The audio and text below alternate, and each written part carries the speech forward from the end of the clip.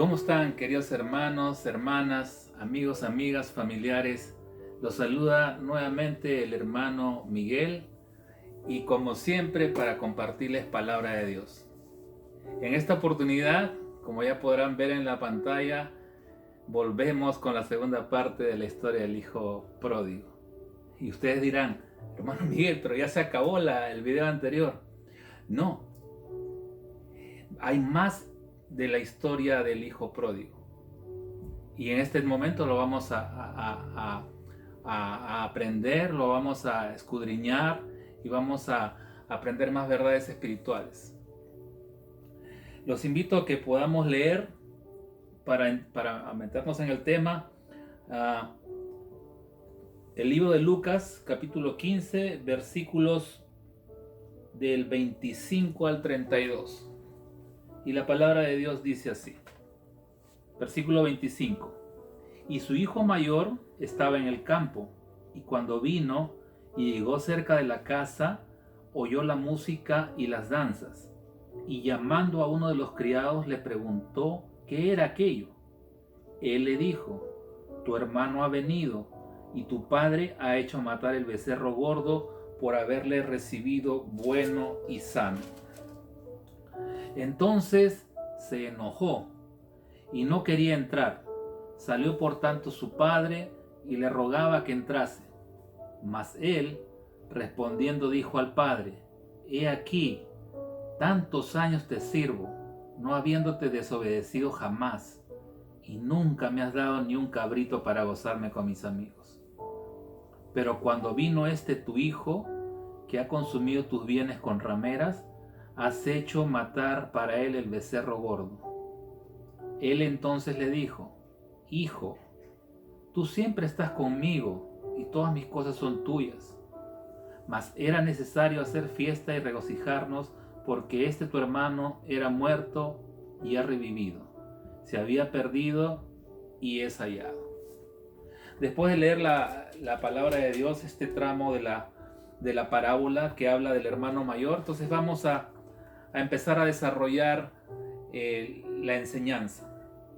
Normalmente cuando escuchamos la historia del hijo pródigo, siempre nos han enseñado o siempre nos asumimos, ¿no? Por default, como dicen, que la historia solamente trata de un hijo, porque el título dice el hijo pródigo, ¿no? No dice los hijos, dice el hijo pródigo. Pero curiosamente, cuando empezamos la lectura en el libro de Lucas capítulo 15, verso 11, la historia empieza diciendo: un hombre tenía 2 hijos. Entonces tenemos que entender y tratar de captar qué cosa es lo que Jesús estaba tratando de decir en las parábolas. Acuérdense que Jesús ponía una verdad espiritual y lo hacía de una manera didáctica para que nosotros podamos aprender esa verdad espiritual. Entonces tenemos que ponernos en ese contexto y preguntarnos qué cosa es lo que quiere decirnos Jesús. Entonces volvemos a lo mismo. No está hablando de un hijo, está hablando de 2 hijos. Entonces, ¿qué cosa es lo que nos está tratando de decir Jesús? El Señor, o sea, Jesús nos está mostrando 2 tipos de pecadores. Obviamente uno es el hermano menor, que es el hijo pródigo, y el otro es el hijo mayor. Y vamos a ver qué cosa es lo que significa. El hijo pródigo, el menor, él representa al pecador descarado, al pecador abierto, al que es rebelde, al que es irrespetuoso con su padre, al que es irresponsable, al que es inmaduro. O sea, este pecador, este personaje no tenía el menor reparo en pecar y que todos alrededor se dieran cuenta. No le interesaba, simplemente hacía lo que le daba la gana.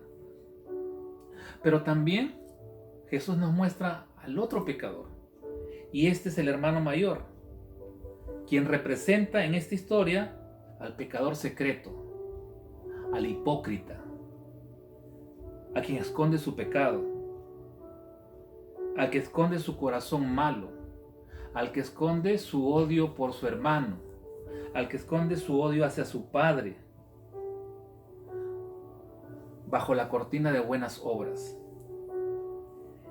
Este personaje es el que quiere ser visto como el que guarda la moral, el religioso, el espiritual, el justo. Él era el hijo bueno. Ante los demás, él aparentaba ser el hijo bueno. El hijo que se quedaba en casa, el que trabajaba en el campo para su padre, el que aparentemente obedece a su padre. Aparentemente, él respetaba la autoridad de su padre. Pero todas estas acciones no lo libraban de ser pecador, como él pretendía.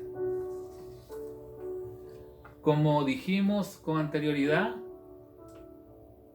este hijo mayor odiaba a su hermano. Y ustedes se preguntarán, hermano Miguel, ¿cómo llegamos a esa conclusión de que odiaba a su hermano? Está en la misma palabra de Dios. Si analizamos el comienzo de la parábola, nos damos cuenta que el hermano mayor no aparece sino hasta el final, y solo aparece para molestarse. Quiere decir, nos está dando a entender que este hermano no tenía relación con su hermano menor, no tenía relación con su padre. Nos damos cuenta de eso también porque el padre, al hacer la fiesta, en ningún momento en la historia dice que lo manda a llamar para participar de la fiesta, justamente porque no tenía relación. En otras historias de la Biblia, cuando hay una celebración, cuando hay algo importante, el padre o el líder manda a llamar a los que son parte de su familia y los espera hasta para que puedan tener esa reunión. En esta historia no. Entonces eso nos da a entender que no había relación con su padre, no había relación con su hermano, y nos da a entender muchas otras cosas más. Por ejemplo, una de las labores como hermano mayor de él era estar presente en todos los acontecimientos. Entonces, si nos ponemos a analizar la palabra, cuando este hermano menor, cuando el hijo pródigo fue a pedir la herencia descaradamente a su padre cuando él estaba en vida, tenía que ser no es que tenía que ser, era un acontecimiento importante dentro de la familia. Y el hermano mayor tenía que estar presente. Y no se le menciona. ¿Por qué? Porque no le importaba. ¿Dónde estaba el hermano mayor para reprender a su hermano menor de lo que estaba haciendo? No estaba. ¿Dónde estaba el hermano mayor cuando tenía que defender la honra de su padre, cuando era deshonrado por su hermano menor al pedirle su herencia en vida? No estaba. Entonces, nos damos cuenta que el hermano mayor andaba alejado, no tenía relación ni con el padre, ni con el hijo, ni con su hermano menor. Y de ahí podemos deducir que los odiaba, porque se supone que tenía que estar cerca. No le interesaba ni el hermano mayor, ni el hermano menor, que era el hijo pródigo, ni el padre. Por eso decimos que los odiaba.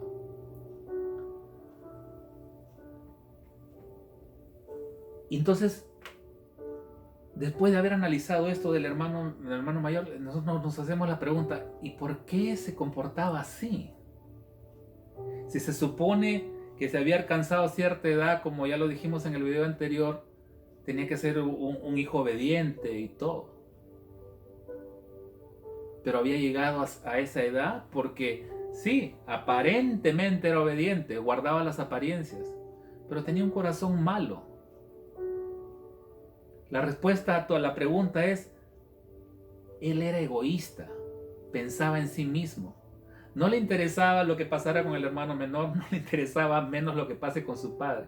Él hacía lo que tenía que hacer y ya está. No había una relación con el padre ni con su hermano menor. Este hermano, como volvemos a repetir, era egoísta. Este es el pecador secreto, el hipócrita. Aparentemente ante los demás, él debía hacer todas estas funciones que acabamos de enumerar. Pero no, él guardaba las apariencias. Volvemos a decir, él era el hipócrita. Nos damos cuenta de la verdadera personalidad del hermano mayor cuando leemos que él regresa del campo. Entonces él regresa del campo donde estaba cumpliendo su función, y ya después de toda esta explicación nos damos cuenta que de repente la cumplía de mala gana. Simplemente la cumplía porque la tenía que cumplir, por guardar su herencia, su parte de su herencia que le tocaba. Pero no lo hacía con gozo, porque si hubiera sido con gozo, se hubiera alegrado de lo que cuando regresó su hermano, pero él no se alegró, como lo vamos a ver. Entonces dice que él estaba regresando del campo de hacer sus labores y escucha el tumulto, escucha el ruido, la música, las danzas. La gente estaba en un pueblo, era una aldea, entonces todo estaba alborotado. Mientras que los adultos estaban en la reunión, los niños estaban jugando, y justamente él está entrando a la aldea y se topa con unos siervos, que eran los hijos de los siervos, unos niños. Y le pregunta y le dice, ¿qué cosa es lo que está pasando? Y uno de los niños se le acerca y le explica todo lo que está pasando, contento, porque era todo un acontecimiento. Recordemos que el padre esperó a su hijo, al que lo había deshonrado, le volvió a dar dignidad cuando le puso la túnica, le volvió a dar autoridad cuando le puso el anillo en su dedo, y lo vistió con sandalias, que significaba que tenía una relación cercana con su hijo. Lo estaba diciendo, este es mi hijo. Obviamente eso había causado un gran impacto en los aldeanos. Entonces este niño le dice, es que tu hermano ha regresado y tu padre lo ha perdonado. Y le ha puesto una túnica nueva, la mejor túnica, la de él. Le ha puesto anillo en su dedo y le ha puesto sandalias. Ha mandado a matar el becerro más gordo. Y están haciendo fiesta en la aldea. Entonces, el hermano mayor en ese momento estaba muy enojado. Ahora, analicemos por qué estaría enojado. Debería estar contento, su hermano regresó. Pero ¿saben por qué estaba enojado? Porque él en su corazón pensaba que todo eso que le estaba ocurriendo a su hermano debería ocurrirle a él. Tenía odio en su corazón, tenía resentimiento en su corazón. No podía alegrarse por lo que le estaba ocurriendo a su hermano. No podía alegrarse que ese hermano, después de haber pecado contra su padre, se arrepintió de corazón y alcanzó la gracia de su padre. Y eso no le entraba en su cabeza. Acordémonos que en el video anterior que este hermano menor representaba a los fariseos. Y a los fariseos tampoco les entraba eso en su cabeza, que los pecadores sean perdonados por gracia. Ellos querían que se cumplan las normas que ellos mismos habían hecho, que ellos mismos habían, agarrando la palabra, la habían retorcido y le habían aumentado cosas y habían hecho todo un reglamento. No lo podían entender. Y esto es lo que representa este hermano mayor. Entonces, según la perspectiva de él, según su opinión, su hermano no se merecía esa gracia de su padre. Se podría desprender de esto que él en su cabeza de repente estaba pensando, lo debería castigar. Pero eso no fue lo que hizo el padre.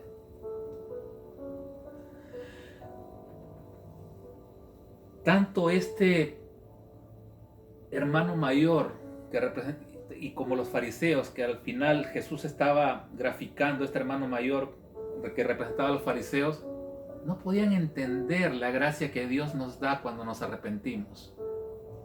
No podían entender el evangelio de gracia, el que estaba predicando Jesucristo.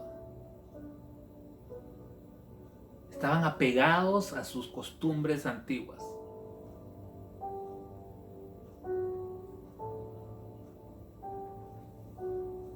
Tenemos que entender que Dios ofrece su gracia para estos dos tipos de pecadores, tanto a los que se parecen al hijo pródigo como a los que se parecen al hijo mayor. que son los extremos. En el medio están todos los otros pecadores, en los cuales estamos nosotros también.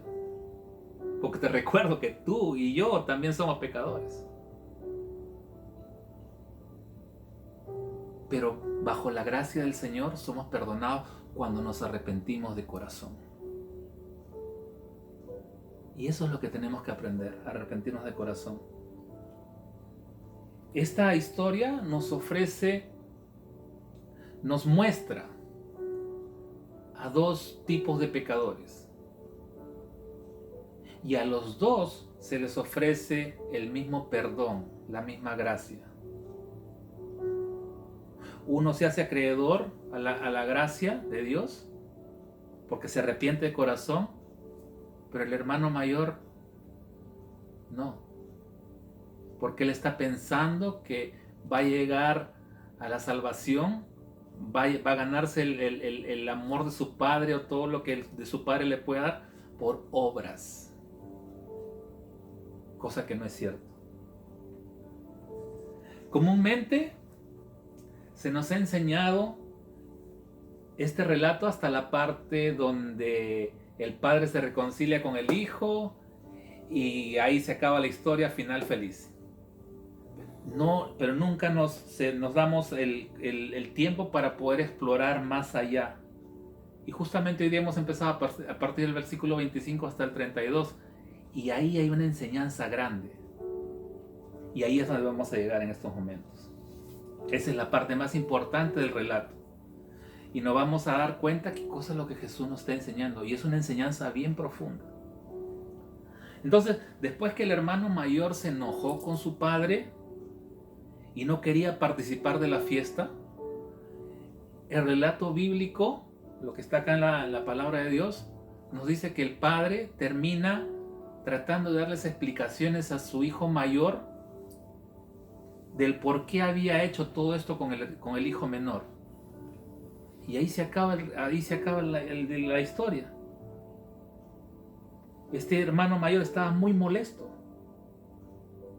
Entonces, no sé ustedes, yo creo que cuando lo lean se van a quedar como cuando dicen, se quedan picados porque no le da un final a la historia del hermano mayor. Entonces nos preguntamos, ¿por qué ya no se sigue hablando del hermano mayor? ¿Por qué Jesús no habla del hermano mayor? ¿Qué estaba tratándonos de decir Jesús? Y vamos a entender, para entender esto, tenemos que ponernos a pensar cómo era en la antigüedad.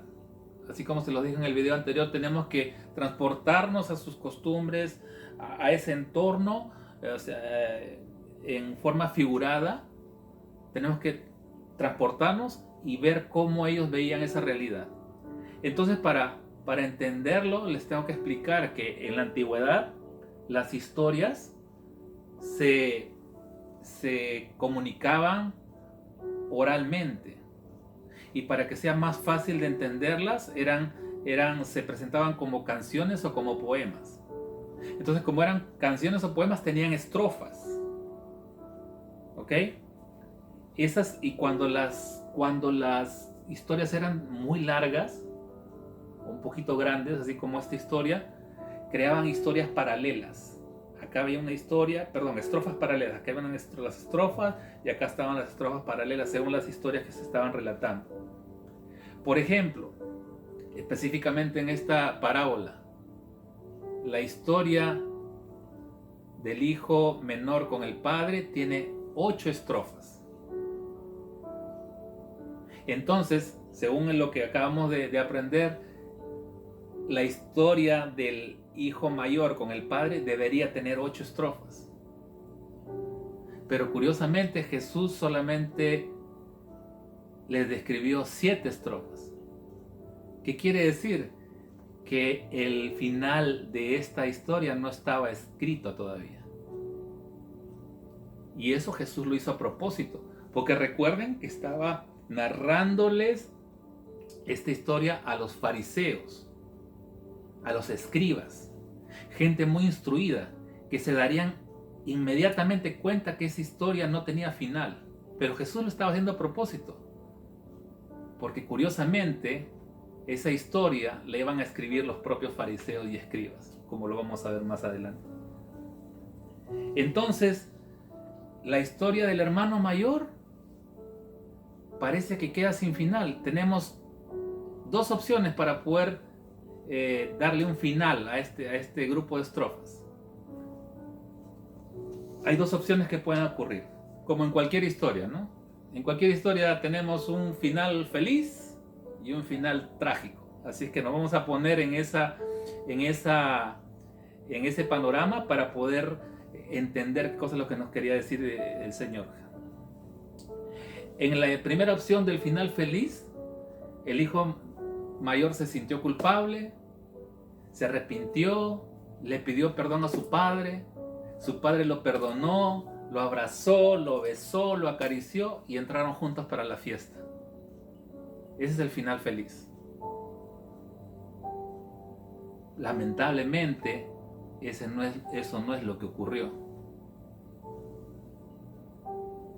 Entonces nos queda la segunda opción, el final trágico. Este final nos muestra al hermano mayor que estaba tan furioso, tan molesto, tan enojado por lo que había hecho este padre con su hijo menor, con el hijo pródigo, al que había deshonrado a su padre y todo, que él no le cabía en su cabeza lo que su padre estaría haciendo con él. Y estaba tan enojado que toma un pedazo de madera y golpeó a su padre hasta matarlo. Ya sé lo que están pensando. Dirán, wow, hermano Miguel, ¿qué cosa está diciendo? Vamos a ver que esto ocurrió.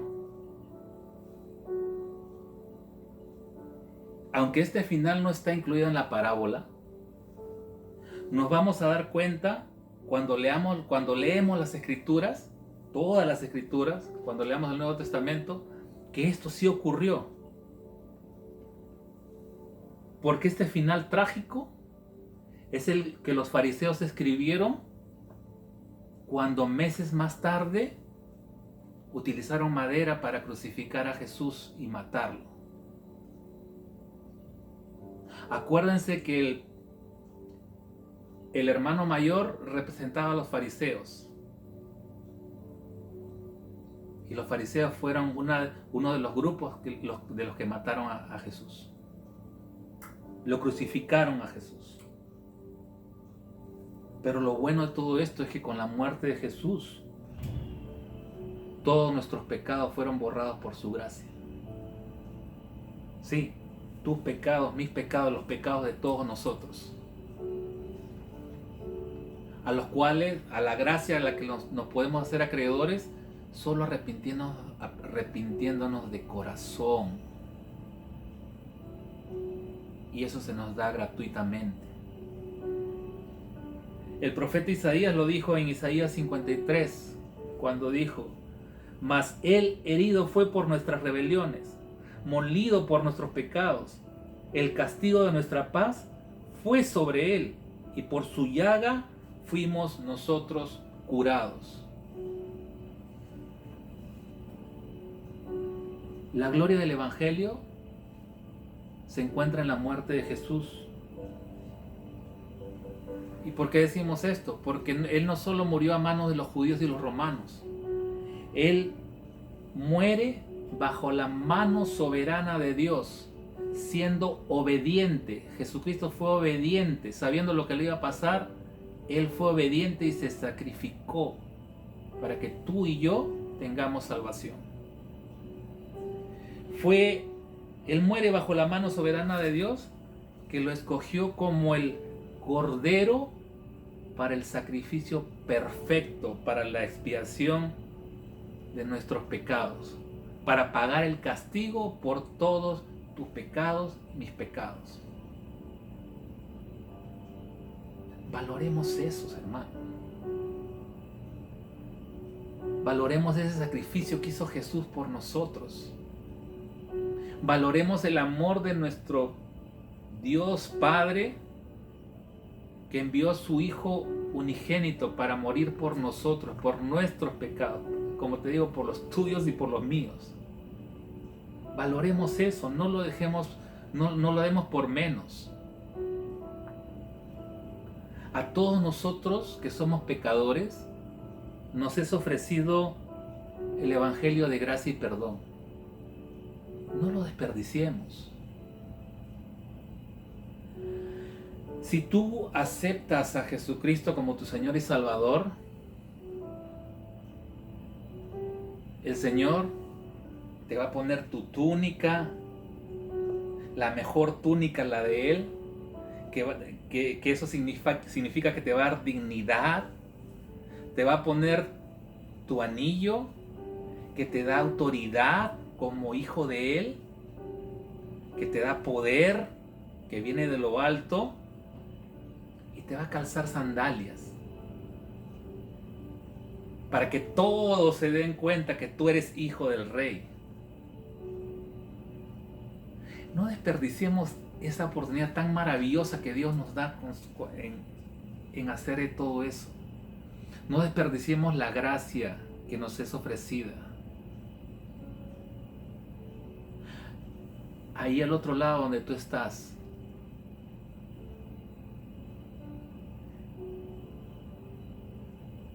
Dios te está esperando con los brazos abiertos. Él quiere abrazarte, quiere hacer lo que hizo el Padre en la parábola. Quiere abrazarse de tu cuello, besarte, acariciarte, ponerte donde debes estar. Quiere reconocerte como su hijo. No desperdicies esa oportunidad. No seamos como el hermano mayor. Seamos como el hijo pródigo, no cuando hizo todo lo que hizo mal, sino cuando él se arrepintió. En ese momento del arrepentimiento, en ese momento seamos como el hijo pródigo. Arrepintámonos de corazón. Y así vamos a obtener la gracia de nuestro Señor. Gracia que viene gratuitamente, sin que tú hagas nada. Solo arrepentirte de corazón, no por obras, por arrepentimiento de corazón.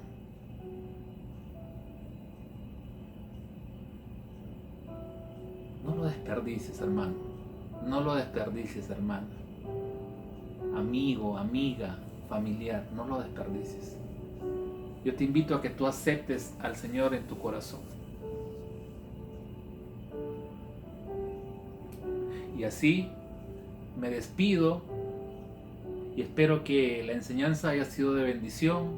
Hemos visto una perspectiva diferente de lo que es la parábola del hijo pródigo y los invito a que podamos encontrarnos nuevamente en el siguiente video. Los bendigo en el nombre poderoso de Jesús. Nos vemos pronto.